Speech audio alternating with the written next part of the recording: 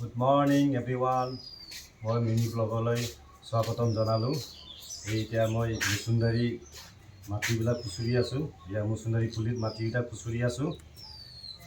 মুচুন্দাৰী হ'ল এটা সাগৰে এটা বিধ পৰে।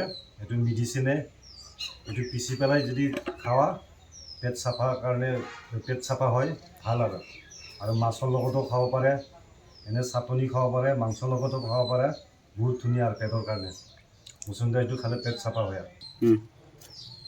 পাৰিলে আপোনালোকে মুচুন্দাৰীটো খাব, পেটৰ কাৰণে বহুত ভাল আৰু পেটটো ঠাণ্ডা ৰাখে। সেইকাৰণে আমি এই মুচুন্দাৰী পুলিকেইটা ৰুই দিছোঁ। এতিয়া ধুনীয়াকৈ পুলিকেইটা উঠিছে, পানী দি থাকিব লাগে।